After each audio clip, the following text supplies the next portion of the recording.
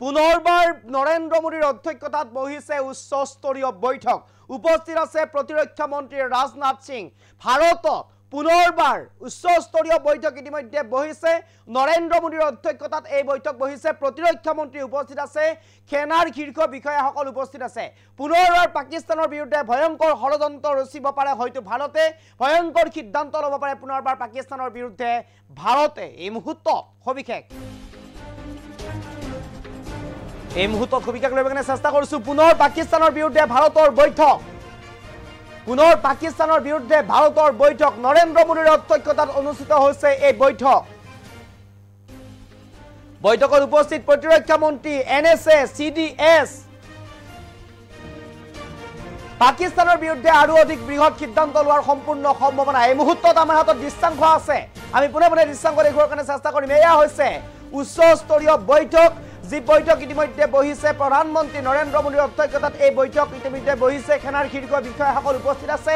NSA CDS ইতিমধ্যে বিষয়াসকল উপস্থিত আছে প্ৰতিৰক্ষা মন্ত্ৰী ৰাজনাথ সিং উপস্থিত আছে বায়ু সেনা স্থল সেনা নৌ সেনা সকলো সেনাৰ বিষয়ববীয়াসকল ইতিমধ্যে এই বৈঠকত উপস্থিত আছে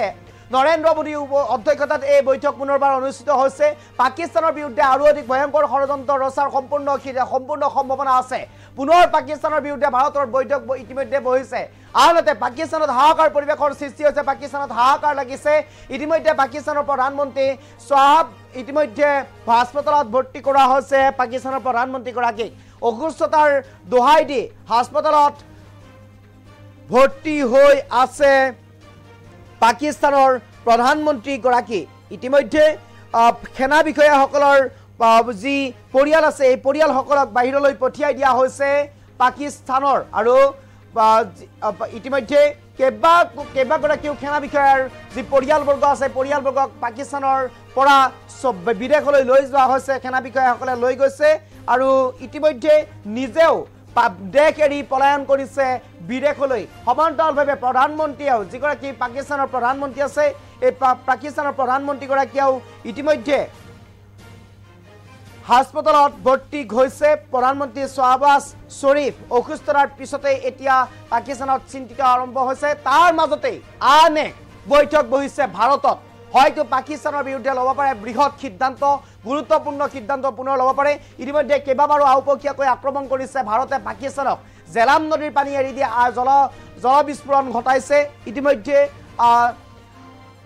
এই পানীয়ে পাকিস্তানৰ বৃহৎ অংশক জলমগ্ন কৰি ৰাখিছে সামাজিক মাধ্যমৰ জৰিয়তে কেইবাটাও আক্ৰমণ চলাইছে ভাৰতে পাকিস্তানৰ বিৰুদ্ধে সমান্তৰালভাৱে বিভিন্ন ধৰণে আক্ৰমণ কাৰ্যসূচী বৰ্তমান সময়ত ভাৰতে চলাই আছে পাকিস্তানৰ বিৰুদ্ধে শেহতীয়াকৈ 22 তাৰিখে জম্মু কাশ্মীৰৰ পহলগামত যি ভয়ংকৰ নাৰকীয় বৰ্বৰ কাণ্ড সংঘটিত কৰিছিলে পাক সন্ত্ৰাসবাদীয়ে কাশ্মীৰী সন্ত্ৰাসবাদীৰ সহযোগত সেই ঘটনাৰ পিছতে এক প্ৰকাৰ শংকিত হৈ পৰিছে এতিয়া পাকিস্তানৰ বিৰুদ্ধে কেইবাটাও গুৰুত্বপূৰ্ণ সিদ্ধান্ত গ্ৰহণ কৰিছে ভাৰতে শেহতীয়াকৈ পুনৰবাৰ আমি দৃশ্যাংশ দেখুৱাইছো এয়া হৈছে আজি কিছু সময় পূৰ্বে বহা নৰেন্দ্ৰ মোদীৰ অধ্যক্ষতাত বহা এই ভিডিঅ' আমাৰ হাতত আহি পৰিছে এয়া হৈছে নৰেন্দ্ৰ মোদীৰ অধ্যক্ষতাত বহা উচ্চস্তৰীয় বৈঠক আৰু এই বৈঠকৰ অন্তত হয়তো পাকিস্তানৰ বিৰুদ্ধে পুনৰবাৰ ল'ব পাৰে ভয়ংকৰ সিদ্ধান্ত